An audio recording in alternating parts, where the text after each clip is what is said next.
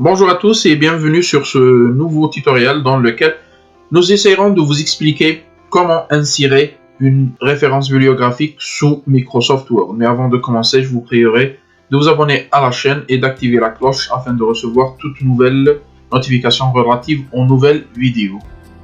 Je vous rappelle qu'il est préférable d'installer une version très récente de Microsoft Office sur votre ordinateur, à savoir la version 2016 ou 2019 afin de pouvoir se servir de toutes les nouvelles fonctionnalités.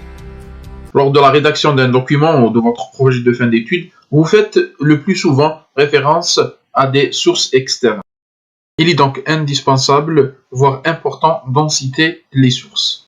Microsoft Word vous donne la possibilité non seulement d'insérer vos sources bibliographiques, mais de les afficher à la fin de votre document sous forme d'une bibliographie ou une liste des références bibliographiques bien organisée, ordonnée, hiérarchisée. Pour ce faire, il faut aller sur le menu références ou l'onglet références qui se trouve en haut, puis le groupe de menus citations et bibliographie. Il faut choisir APA, le style de référence, la 6e édition APA ou APA, puis aller sur insérer une citation. Dans ce menu, on va choisir ajouter une nouvelle source. Dans notre cas, je vous ai choisi un livre qui est celui de l'approche communicative d'Evelyn Bérard.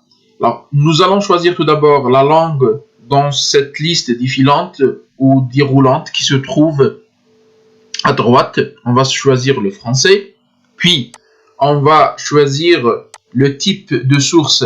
Est-ce un livre, un article dans un périodique, compte rendu ou autre? Dans notre cas, il s'agit d'un livre. On écrit tout d'abord l'auteur, puis le titre, l'année, la ville et la maison d'édition. On appelle ça les champs obligatoires. Donc, ce sont des champs obligatoires qu'il faut remplir. Pour remplir le champ auteur, il faut écrire le nom suivi d'une virgule, puis le prénom de l'auteur. Sinon, on va sur ce menu pour faciliter la tâche. Menu, on écrit le nom de notre auteur qui est Bérard et le prénom c'est Evelyne. Puis on clique sur ajouter, OK. Et voilà, l'auteur apparaît, le nom et le prénom de l'auteur apparaissent sur ce champ. Puis on va sur le deuxième champ, titre. On va écrire le titre. Et voilà, nous avons rempli tous les champs. Puis on clique sur OK pour faire apparaître notre citation ou notre référence bibliographique. Et voilà, notre source bibliographique apparaît sur la page Word. Regardez, on lit ici le nom de l'auteur, puis le titre de l'ouvrage, puis l'année de parution de l'ouvrage. On peut toujours apporter des modifications qui soient sur la source elle-même. On rajoute ou on enlève quelque chose. Par exemple, on rajoute ici d'autres informations comme le nombre de pages. Ici. Mais ce sont des informations facultatives. Pourquoi? Parce que si vous voyez ici, là où il y a astérisque devant un champ, ce champ est obligatoire. Ce sont les champs obligatoires comme vous voyez ici ou les champs recommandés. Alors par contre, le reste des champs sont facultatifs. Et on clique sur OK. Ici, on clique sur oui pour enregistrer les modifications. On peut modifier la citation, c'est-à-dire rajouter le numéro de page. Par exemple, je mets la page 16. Et là, je peux ne pas faire apparaître le nom ou les noms de l'auteur ou des auteurs. Je garde l'année et je garde l'auteur. Et je clique sur OK. Et voilà, notre citation est modifiée. Bérard, 1991, la page 16. Deuxième cas de figure, un document ou un ouvrage dont les auteurs sont nombreux comme celui-ci. Comment procéder pour ajouter une citation relative à ce document? Après avoir choisi la langue et le type de la source, nous cliquons sur Modifier pour ajouter les noms et prénoms d'auteurs un par un.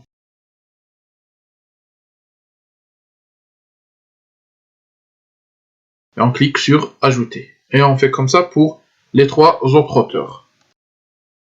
À la fin, on clique sur OK pour faire apparaître les noms et prénoms de tous les auteurs. Les noms et les prénoms des auteurs sont séparés par un point virgule.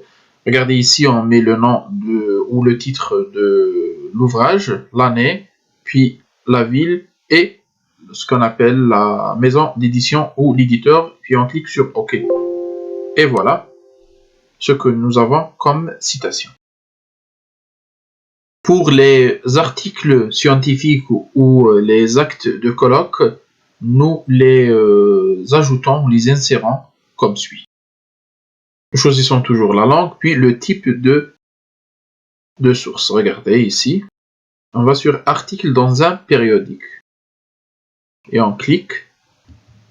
Et voilà, nous remplissons les champs obligatoires pour ce type de source, à savoir l'année, le mois, s'il y a le jour, on le met, s'il n'y a pas, on ne le met pas, les pages, puis on clique sur afficher tous les champs bibliographiques pour en rajouter d'autres. Il s'agit du volume, ici c'est le volume 7, le numéro 2 de la revue. Ici, on précise le support, si c'est un support PDF ou HTML, c'est-à-dire sur le web. Et puis, on met l'année de consultation, le mois de consultation, puis le jour, on peut se contenter que de l'année ou que du mois. Et puis, on mentionne l'URL, c'est-à-dire le lien de ce document. Puis, on clique sur OK pour avoir le résultat final. Et voilà le résultat final.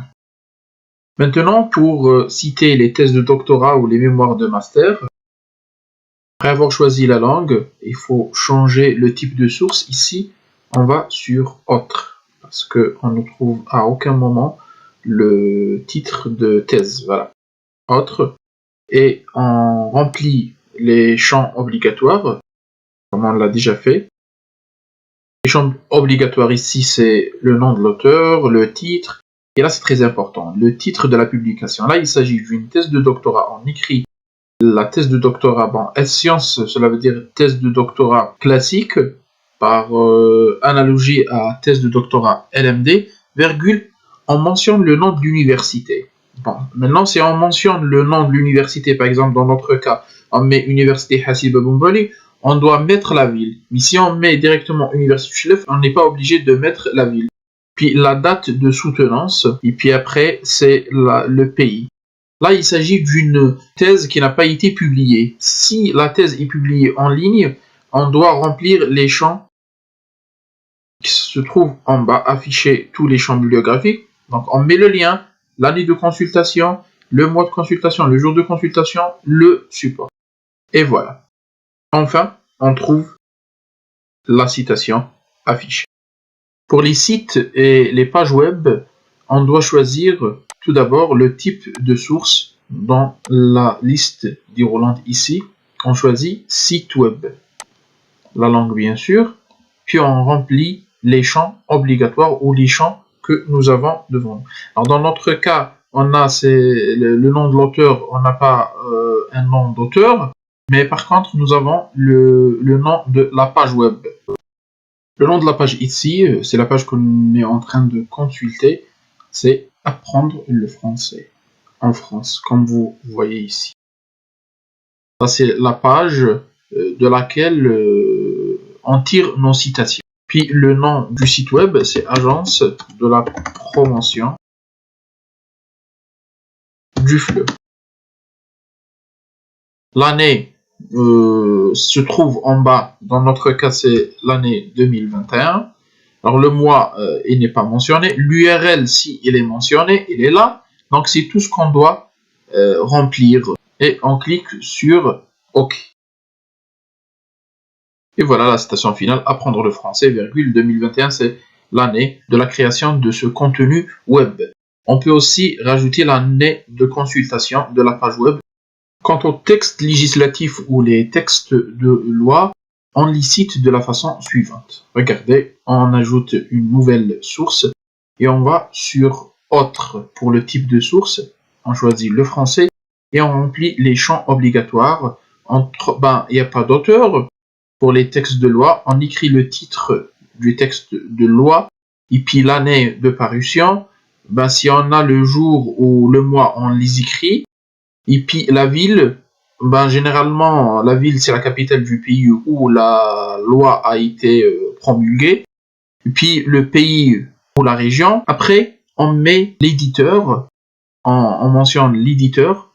Ben, quand il s'agit, par exemple, d'une ordonnance présidentielle, l'éditeur, c'est la présidence de la République.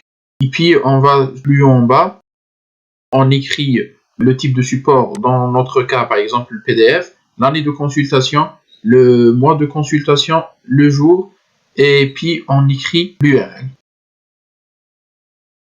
Et voilà, nous avons rempli tous les champs. Pourquoi on n'a pas écrit la date ici? Parce que c'est déjà mentionné l'ordonnance du 16 avril 1976. Puisqu'il s'agit d'un document PDF, on a mentionné que c'est un PDF, l'URL, et on clique sur OK, et on aura la version finale comme suit. Maintenant, nous vous montrons comment afficher des références bibliographiques que nous avons déjà citées ensemble. Nous allons sur la même rubrique ou le même menu principal qui est références, puis dans le groupe de menus citations et bibliographie, et on clique sur bibliographie. Alors là, nous avons le choix entre bibliographie, référence ou travaux cités quand il s'agit d'un document, référence pour un article scientifique, bibliographie pour un projet de fin d'études ou un mémoire. Dans notre cas, nous allons cliquer directement sur insérer la bibliographie. Regardez. Et vous pouvez facilement la modifier ou la mettre à jour en cliquant sur le bouton droit et on va sur mettre à jour les champs. Si jamais on a modifié une citation dans notre projet de fin d'études et qu'à la fin il faut la modifier dans la liste bibliographique, on clique sur mettre à jour les champs et comme ça vous voyez la mise à jour a été faite d'une façon automatique. Et voilà, nous arrivons au terme de cette vidéo. J'espère que vous allez pouvoir appliquer tout ce que nous avons appris ensemble. Si vous avez des questions, des suggestions, n'hésitez surtout pas à nous le faire parvenir par mail ou par commentaire. À la prochaine!